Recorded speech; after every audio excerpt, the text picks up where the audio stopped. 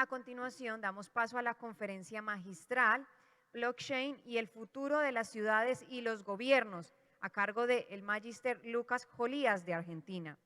Licenciado en Ciencia Política, Magíster en Ciencia Política y Sociología, con una amplia experiencia como profesor de la Universidad Nacional de Quilmes y de la Universidad Austral Argentina, donde es coordinador de la Diplomatura en Gobierno 4.0. Es además asesor en varios países de Latinoamérica en GovTech y la aplicación de identidad soberana en el Estado. Actualmente es fundador y director de IOS City, pionera en América Latina en GovTech. A continuación, recibamos con un gran aplauso el Magíster Lucas Jolías de Argentina con la conferencia magistral Blockchain y el futuro de las ciudades y los gobiernos.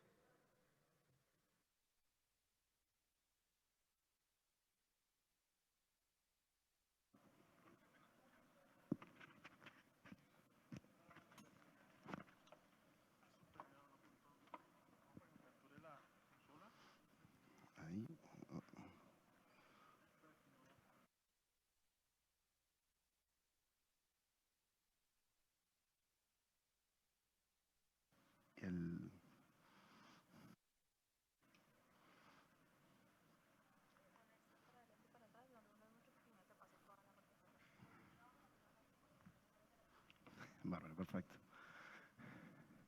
¿Qué tal? Buenos días. ¿Cómo les va? Gracias.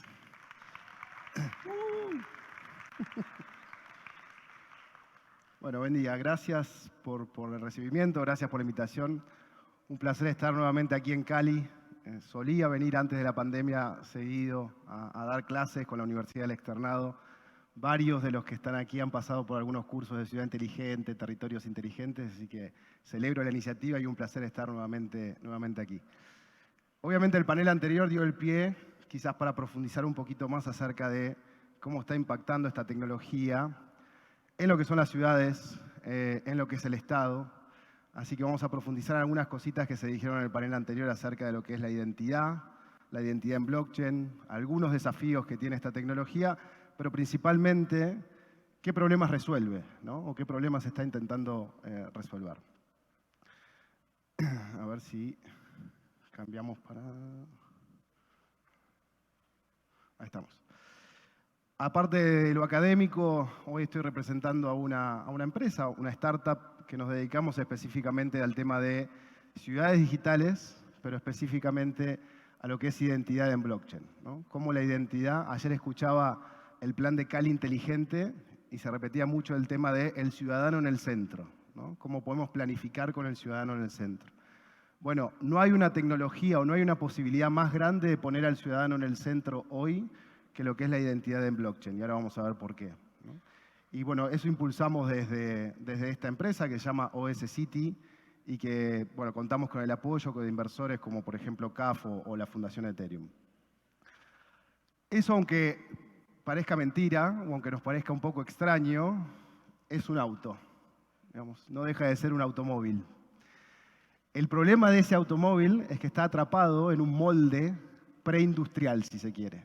Es decir, está atrapado en un molde viejo, en una estructura vieja. Bueno, hoy con el Estado sucede lo mismo, básicamente. El Estado que tenemos hoy fue un Estado concebido o está en una estructura o en un molde industrial.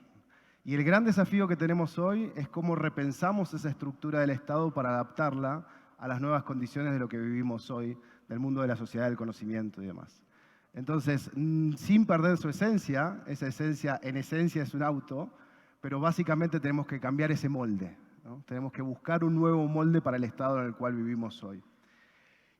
Y déjenme hacer un poquito de historia, si se quiere, como para dar un poco de perspectiva de que esto de la revolución de blockchain o de la revolución de la tecnología no es nuevo y que en realidad todas las revoluciones tecnológicas tienen algunos patrones similares.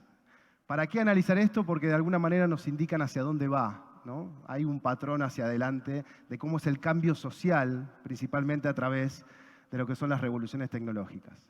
Hay un libro muy interesante que yo siempre recomiendo de Carlota Pérez, una economista, en donde ella habla de, bueno, en los últimos 250, 300 años, de 5 grandes revoluciones tecnológicas. La primera revolución tecnológica, la revolución industrial, la revolución de las máquinas, la fábrica, los canales. Los canales eran la internet de aquel momento, ¿no? De hecho, hasta hubo una burbuja de los canales, de aquellos que construían canales. La segunda revolución, una revolución, a ver si, no sé para dónde, ¿para allá? Ah, está, perfecto. La segunda revolución, la revolución del vapor y el ferrocarril, el carbón, las vías, el hierro. La tercera revolución, la revolución de acero y la electricidad, una revolución que aprovecharon muy bien países como Estados Unidos o Alemania, ¿no? Crecían a tasas chinas, diríamos hoy, en aquel momento esos países. Es la revolución de la ingeniería eléctrica, química, civil, naval. Una cuarta revolución, quizás mucho más conocida por nosotros, la revolución del petróleo y los autos. Y una última revolución, esta sí que la conocemos mucho mejor, que es la revolución de la informática, las TIC. Pero Carlota Pérez dice algo bastante interesante, que dice, cada una de estas revoluciones tuvieron su propia burbuja. Y de alguna manera tiene una perspectiva positiva acerca de las burbujas. Y digo porque hoy estamos hablando de la burbuja de las cripto muchas veces, ¿no? Pero en esencia, ¿qué es una burbuja o qué permite una burbuja para el desarrollo de esta revolución tecnológica? Principalmente permite atraer capital para construir infraestructura. Ninguna de estas revoluciones tecnológicas se pudo haber desarrollado masivamente si no se hubiese construido infraestructura para que esa revolución tecnológica pueda extenderse. En el caso, digamos, solamente por nombrar algunas, son bastante obvias, pero por nombrar algunas, hoy no tendríamos electricidad en cada uno de nuestros hogares, en cada una de nuestras casas, si no hubiésemos invertido, y lo seguimos haciendo, en infraestructura. Hoy no tuviésemos internet si no hubiésemos invertido durante décadas en la infraestructura de internet. En la infraestructura para que esa tecnología pueda expandirse. Bueno, las burbujas sirven, entre otras cosas, para atraer grandes cantidades de capital para poder construir esa infraestructura. Claro, Carlota Pérez no vio el surgimiento de blockchain con ese libro, sí lo vio hoy, pero uno podría decir de que cada una de estas revoluciones, fíjense, sucede cada 50, 60, 70 años. Entonces hoy podríamos estar imaginando, si seguimos la tesis de esta economista, de que estamos hoy en periodos de una nueva revolución tecnológica y que tiene muchas características similares a las revoluciones tecnológicas previas. Un periodo de desenvolvimiento, un periodo de fuerte innovación, seguido por un periodo donde la burbuja explota, donde esa burbuja que permitió atraer capital para construir infraestructura en determinado momento explota, pero pasamos a una etapa de productividad. Pasamos a una etapa donde ya no es tanto el capital especulativo invirtiendo en esa tecnología, sino el capital productivo. Y todas esas lógicas, uno podría decir de que hoy estamos frente a una nueva revolución, que es la revolución de blockchain. Si esto que estoy peleando desde hoy me deja, en algún momento va a aparecer. Allá, no sé dónde. A Diego, te voy a apuntar a vos, Diego. Creo que sos vos. Entonces hoy podríamos estar viviendo esta revolución o una nueva revolución. Esto ya es una opinión personal y una hipótesis, si se quiere, ¿no? Una nueva revolución tecnológica. Pero también decíamos que cada revolución, y esto es lo más importante para que empecemos a repensar el Estado, no es solamente una revolución tecnológica, sino principalmente también es una revolución institucional. Debemos adaptar nuestras instituciones a este nuevo cambio de paradigma. Y lo hicimos claramente con la revolución industrial y las posteriores revoluciones, ¿no? Hoy hablamos de sociedades anónimas, de SRLs. ¿Qué son eso? Son nuevas formas de organizarnos socialmente para poder aprovechar al máximo la potencialidad que nos dan estas revoluciones tecnológicas. Entonces, tenemos que crear nuevas instituciones para poder aprovechar al máximo cada uno de estos cambios de la tecnología. Entonces, la revolución no es solamente en el plano de la tecnología o en el plano de la economía, sino que también es principalmente en el plano institucional. Ahí vamos de vuelta. Yo ya no sé dónde apuntar. Allá, allá, a Diego. Bueno, ahí está. Nos pasamos muy rápido. Y esta es la lógica del cambio tecnológico, pero también es la lógica del cambio institucional, ¿no? En cada una de estas revoluciones se generó una burbuja, se generó una especie de manía, tanto por hacer canales, por construir tranvías, trenes, o por cada una de estas revoluciones que en determinado momento entran en recesión, pero después viene un periodo de prosperidad, ¿no? Siendo un poco optimista, sobre todo para los que están en el mundo cripto estos días, bueno, si seguimos esta tesis de esta economista, quizás lo que viene ahora en adelante es una tesis o un periodo de prosperidad, ¿no? Entonces, esta lógica no se dio solamente, no se está dando nada más con el mundo de blockchain, sino que se viene dando principalmente en cada una de estas revoluciones tecnológicas. Ahora, cada revolución tecnológica, voy a volver atrás un segundo, tuvo un rol muy importante también acerca de las instituciones, decíamos, y del Estado en particular. Si nosotros, por ejemplo, nos vamos hacia mediados del siglo XIX, las ciudades del siglo XIX, las ciudades industriales del siglo XIX eran invivibles. No sé si algunos ven algunas series, quizás más recientes, no del siglo XIX, pero Peaky Blinders o algunas series de aquella época, se ve lo que era vivir en las ciudades industriales, por ejemplo, de Londres de aquella época, de Inglaterra de aquella época.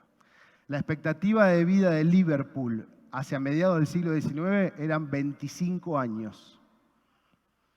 Sin embargo, la expectativa de vida de ciudades mucho más campestres, podríamos decir, mucho más del campo, se elevaban hasta los 50. Es decir, uno vivía mucho mejor en el campo que en las ciudades. Hubo una gran transformación del Estado, del paso de un Estado agrario a un Estado industrial, que permitió hoy elevar la calidad de vida, que permitió hoy que podamos vivir en ciudades de millones de habitantes. Eso no era posible en el siglo XIX. Las ciudades de millones de habitantes eran invivibles. Hay un ejemplo muy claro de esto, que a mí siempre me gusta mencionar, que es el ejemplo de lo que sucedió con el brote de cólera hacia mediados del siglo XIX en Londres.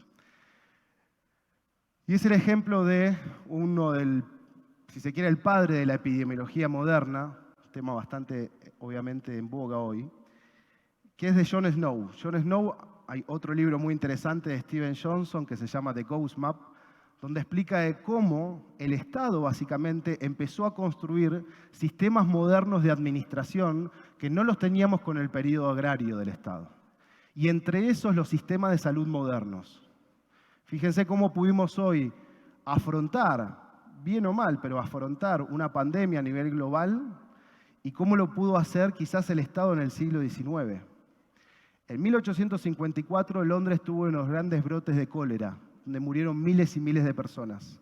Hasta ese momento se pensaba que el cólera se transmitía oralmente, se transmitía por las vías respiratorias. Sucedió algo que este médico, este epidemiólogo John Snow, empezó a analizar y empezó a tomar estadísticas, lo que hoy llamamos modernamente estadísticas, acerca de dónde vivía esa gente que se iba muriendo por cólera. Y empezó a construir este mapa. Y este mapa fantasma, dice Steven Johnson, fue el que permitió de alguna manera luego construir todo lo que fue el sistema de cloacas, todo lo que fue el sistema sanitario de la Londres moderna de hoy. ¿Qué hizo John Snow? Empezó a acumular esas barritas negras que ustedes ven ahí. Fíjense que hay un punto negro que dice pump. Eso era una bomba de agua, donde la gente iba a recolectar agua, ¿no?, en la Londres de aquella época. Y John Snow empezó a marcar en ese mapa, son las líneas negras que ustedes ven ahí, dónde vivía la gente que moría por ese brote de cólera. ¿Qué es lo que empezó a darse cuenta John Snow? De que el cólera no era producto, no se transmitía producto de la respiración, sino que se transmitía principalmente por el agua, que el agua estaba contaminada. Y eso permitió a las autoridades modernas de Londres, a las autoridades, bueno, en ese caso cerrar esa bomba de agua, pero empezar a generar una estrategia, ¿no?, nueva, sanitaria para esa ciudad. Recordemos que Londres era invivible en esa época, ¿no? Las vulnerabilidades que había eran muy grandes. ¿Qué quiero decir con esto? Que las revoluciones tecnológicas que vivíamos antes siempre necesitaron de transformaciones del Estado para que también puedan desarrollarse, ¿no? Entonces, lo que hoy conocemos como el sistema de salud moderno, lo que hoy conocemos como los sistemas de infraestructura de nuestras ciudades, tienen mucho que ver acerca de cómo esas revoluciones van generando nuevos desafíos. Y sin dudas hoy tenemos un gran desafío, que es este desafío de la nueva era de Internet o de la Web3, básicamente. Ese es un desafío, y si hacemos quizás hoy un poco más de foco, sabemos que pasamos del estado agrario al estado industrial, claramente hoy necesitamos pasar a un estado que tenga mucho más que ver con esta revolución, tanto tecnológica como de la Web 3. Si hacemos foco en esta etapa, si hacemos foco en lo que está pasando hoy, nosotros vemos una evolución, recién hablaban de la Web 1, la Web 2, la Web 3, para explicarlo muy fácil, muy simple, vemos una evolución de cómo ha ido evolucionando Internet. En los 90, aquellos que lo vivíamos, yo era muy joven, obviamente, en los 90 veíamos una Internet que se parecía mucho a los medios de comunicación tradicionales. Era una Internet donde yo solamente podía leer, ¿no? Así como antes leía el diario, entraba a Internet como una gran imprenta. ¿Se acuerdan que le decíamos a Internet la gran imprenta del siglo XXI?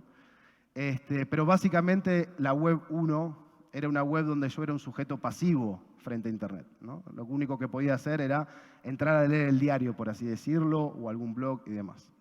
Luego pasamos ya más al 2000, al boom de las redes sociales, a lo que es la Web 2, en donde yo ya no solamente puedo leer, sino que ahora también puedo participar, puedo escribir, ¿no? De alguna manera, los contenidos que se generan en esa Web 2 son contenidos que se generan no por los grandes medios de comunicación, sino principalmente por cada uno de ustedes, ¿no? Hoy más del 90% de la información que pasa por los caños de Internet es información que generamos cada uno de nosotros. Es una web donde yo no soy simplemente un sujeto pasivo, sino que ahora tengo una intervención, puedo escribir, puedo participar de esa Internet. Hoy estamos frente a un nuevo paradigma, que es el paradigma de la Web 3, que es este paradigma que trajo la tecnología que se mencionaba anteriormente, que es la tecnología blockchain, que es esto de la Web 3, en donde yo no solamente puedo leer y escribir, sino que además puedo poseer. Recién hablaban de la escasez digital. Ahora yo tengo una forma descentralizada donde yo puedo poseer, donde puedo hacer transacciones económicas sin la necesidad de esos intermediarios. Ahora, el Estado también ha sido influido por cada una de estas etapas, por la Web 1, por la Web 2, por la Web 3. Si nosotros nos vamos a los comienzos del gobierno digital, si nos vamos a los comienzos de las ciudades digitales, allá por la década de los 90, cuando hablábamos de esto, bueno, lo que tenían los municipios y las ciudades comúnmente eran su portal, ¿no? Hay que tener el portal en Internet para que el ciudadano lo utilice como un medio más de comunicación, ¿no? Luego, a través del 2000, empezamos a ver ya algunas iniciativas de gobiernos y de ciudades mucho más interesantes, donde no solamente en la página del municipio tengo una foto del alcalde inaugurando algo, sino que, bueno, empiezan los procesos de digitalización. Empezamos a utilizar Internet para poder hacer trámites, para poder brindar servicios y demás. Y ese es el mundo al cual llegamos hoy. Uno va a la ciudad de Cali, a la gobernación o a cualquier ciudad de Colombia y ve que ya tiene su propio portal de trámites. ¿Cuál es el principal desafío de las ciudades digitales, de los gobiernos digitales hoy? Los temas de integración. Hemos digitalizado, hoy quizás Cali tiene un montón de trámites digitalizados, pero seguramente el problema que va a tener es de interoperabilidad. ¿Cómo hacemos para que esa digitalización dialogue entre sí, ¿no? ¿Cómo hacemos para dejar de utilizar al ciudadano como un cadete, decimos en Argentina, ¿no? Como un delivery de las propias deficiencias del Estado? Y ahí es donde surge el tema que se conversó en el panel anterior, que son los temas de identidad digital. ¿Cuántos logins tienen cada uno de ustedes? ¿Cuántos usuarios y contraseñas tienen cada uno de ustedes? ¿10? ¿20?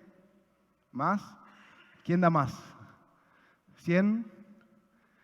¿Alguien tiene más de 200? Diego, por ahí. Más de 200 usuarios y contraseñas. Bueno, yo activos, porque digamos, no te estoy contando el usuario de contraseña de Hotmail que tuve en algún momento, pero activos tengo más de 200. Tengo 211. ¿No? Y acá no es solamente lo incordioso de acordarme el usuario y la contraseña. De hecho, yo no me lo acuerdo, Google se los acuerda por mí. Pero no es solo lo incordioso de anotar en un papel los usuarios y contraseñas, que de por sí es muy incordioso, sino que eso lo que nos está mostrando es que un pedacito de mi identidad está en cada uno de esos 200 perfiles digitales que yo tengo. Antes hablaban de atestaciones. ¿Qué es la identidad digital? La identidad digital o la identidad en general es principalmente la acumulación de credenciales. ¿Qué es lo que dice que yo soy papá de mis 2 hijos? Que me dicen papá, que me dicen que hay un vínculo afectivo entre nosotros, que hay un vínculo genético entre nosotros. No. Para el Estado, lo que dice que yo soy el papá de mis 2 hijos es que hay una credencial, hay un certificado de nacimiento. ¿Qué es lo que dice que yo estudié ciencia política, que soy politólogo? ¿Que puedo saber más o menos acerca del sistema de partidos? ¿Que puedo saber más o menos acerca de la democracia? No. Lo que dice que yo soy politólogo es un título universitario, una credencial. Si se ponen a pensar, su identidad necesita validarse. Y la validación de cada una de nuestras virtudes, por así decirlo, necesita de una credencial. Bueno, cada una de las credenciales que forman parte de nuestra identidad hoy está distribuida en cientos y cientos y cientos de organizaciones con las cuales interactuamos. Es decir, mi identidad digital en realidad no es una, sino que son cientos. Entonces no es solamente lo incordioso de acordarme el usuario y la contraseña, sino que yo no tengo la posibilidad de gestionar las credenciales que están asociadas a mi propia identidad. Y ese es el gran cambio, o esa es la gran promesa del salto de la Web 2 a la Web 3. Es una nueva forma de resolver los problemas de interoperabilidad de la Web 2. Lo que llamamos nosotros el dilema burocrático de esta Web 2. Yo en Argentina, solo con el sector público, o sea, olvídense de esta columna, Google, Twitter, Facebook, etc. Solo con el sector público en Argentina yo tengo más de 36 perfiles digitales distintos. Ya sea perfiles digitales propios o en representación de mi empresa. Solo con el sector público. Yo tengo más de 10 perfiles digitales distintos con universidades. Porque en cada una donde fui tomando un curso, cada una de estas organizaciones nos pide que creemos un perfil digital nuevo, nos pide que creemos una identidad digital nueva. Entonces, hasta este momento, hasta el momento de la Web 2, la identidad digital no era una potestad de la persona, sino de la organización con la cual interactuábamos. Fíjense, por ejemplo, lo que sucede hoy, lo que me sucede hoy quizás como un ciudadano argentino. Obviamente que esto se traslada o se puede trasladar también a Colombia o a muchísimos países, la problemática es general. Debo yo adaptarme a los requerimientos de cada una de las instituciones con las cuales interactúo. ¿Se acuerdan? Vuelvo, ciudad digital, ayer hablábamos de poner al ciudadano en el centro, ¿no? Ayer el eslogan de todo el día fue, tenemos que planificar con el ciudadano en el centro. Eso está muy bien, pero no podemos planificar con el ciudadano en el centro si no ponemos la identidad, que es lo más propio de la persona, en el centro. Entonces, el modelo que nosotros tenemos hoy de la Web 2 o del gobierno digital hasta este momento es que es el ciudadano el que tiene que adecuarse a los requerimientos de cada institución. Entonces, si yo voy a interactuar con el fisco me pide que cree un perfil digital. Si yo voy a entrar a interactuar con el municipio me pide que yo cree un perfil digital. Y mis credenciales con el sector público están distribuidas en cada una de esas organizaciones en las cuales interactúo. ¿Cuál es la gran promesa de este mundo de la Web 3? ¿O cómo nos puede ayudar blockchain a resolver un problema? Es principalmente el problema de la interoperabilidad. Aquellos que son más técnicos o que están en el Estado lo habrán escuchado muchísimo esta palabra, ¿no? La interoperabilidad. ¿Qué quiere decir? Que las instituciones tienen que compartir información entre sí.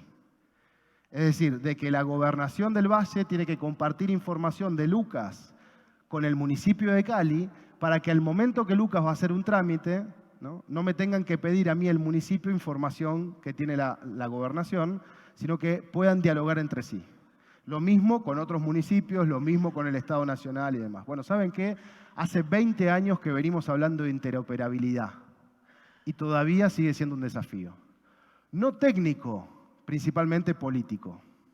¿Por qué yo, como Estado Nacional, le voy a dar mi información a un municipio? Eso pasa todo el tiempo en Argentina, ¿no? Entonces, el que termina perdiendo básicamente es el ciudadano. ¿Qué nos permite esta tecnología? Buscar un modelo complementario de interoperabilidad, donde no necesariamente sean las instituciones las que tienen que compartir información, sino que sea el ciudadano el portador de su propia información y sea el vínculo de la interoperabilidad de las organizaciones. Y cuando dije que sea el ciudadano, hice así, no porque les esté pidiendo plata, sino porque uno de los principales conceptos es esta lógica de la billetera. En el mundo cripto todo el tiempo hablamos de billeteras. Bueno, ¿qué pasa si empezamos a hablar de billeteras no para cargar nuestras monedas, como en el mundo físico, sino que en el mundo físico, en nuestras billeteras también tenemos el registro de conducir, tenemos mi DNI, tenemos un montón de otras credenciales. ¿Qué pasa si empezamos a utilizar las billeteras de blockchain, las billeteras de criptomonedas, para otras funciones? Por ejemplo, para llevar todas mis credenciales conmigo. Eso lo que implicaría sería un modelo en donde el ciudadano está en el centro. ¿Qué quiere decir? Que yo no tengo que crear una nueva identidad por cada organismo, por cada organización con la cual interactúo, sino que son las organizaciones las que se tienen que adecuar a la identidad digital del ciudadano. Ese es el concepto de lo que se denomina la identidad autosoberana, la identidad en blockchain o la identidad descentralizada, en donde yo le declaro mi identidad a cada una de las organizaciones con las cuales voy interactuando. El Estado, el municipio, la universidad, etc. Para que entiendan lo ridículo de lo que estamos haciendo hoy. Imagínense que ustedes van al municipio de Cali y les dicen, yo quiero enviarle un mail. Y el municipio de Cali le dice, sí, claro, por supuesto, mándeme un mail, pero para mandarme un mail se tiene que crear una casilla de mail que sea cali.gov.ar, lucas@cali.gov.ar. Entonces yo voy y me creo una casilla de mail que sea lucas@cali.gov.ar. Después voy a la gobernación y le digo, ¿le quiero mandar un mail a la gobernación? Sí, claro, cómo no, pero se tiene que crear una casilla de mail, dominio, valledelcauca.gov.co. Después voy a la Nación y me dicen lo mismo. Después voy a Medellín y me dicen lo mismo.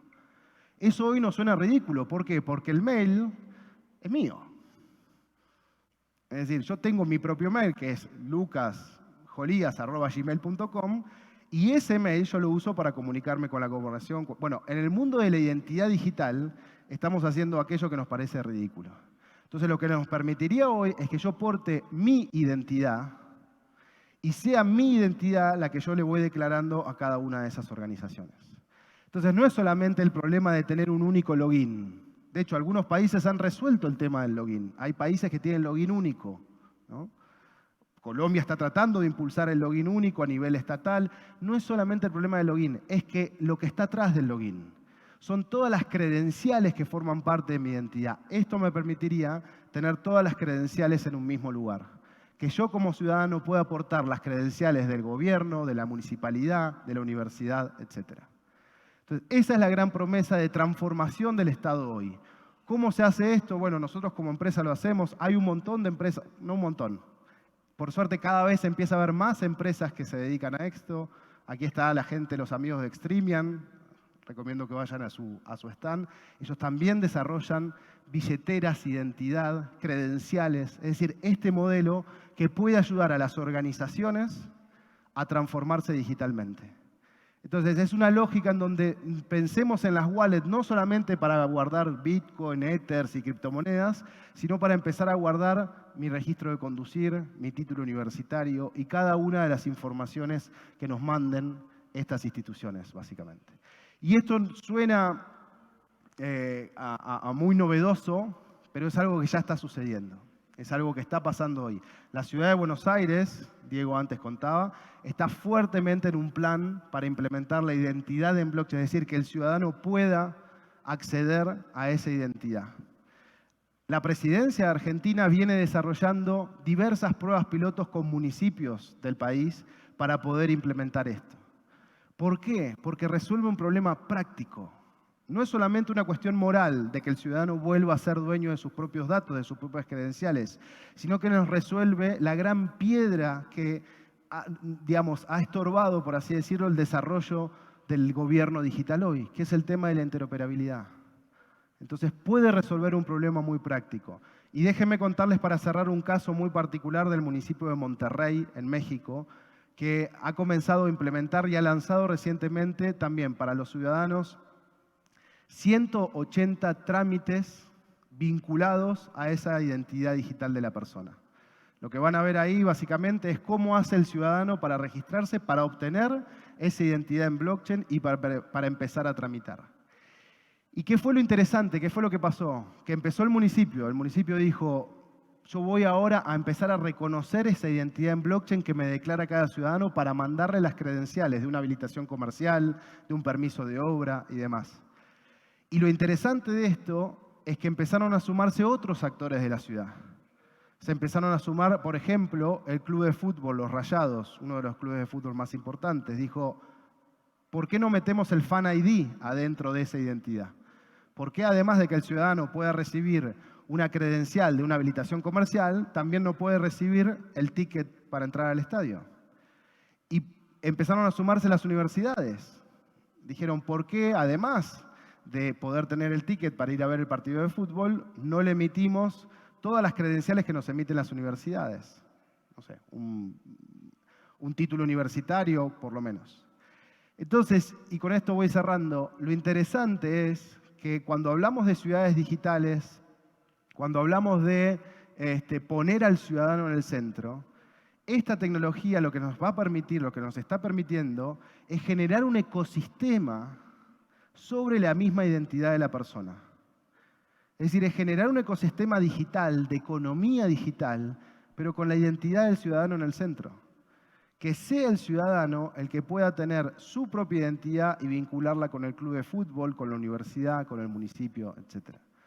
Entonces, lo que nosotros vemos en esta tecnología es en una oportunidad inigualable, creo yo, de verdaderamente poner al ciudadano en el centro. De que sea la identidad digital de la persona aquello que nos ayude a construir nuevos servicios digitales, pero principalmente una nueva economía local, una nueva economía digital sobre esa identidad. Muchas gracias.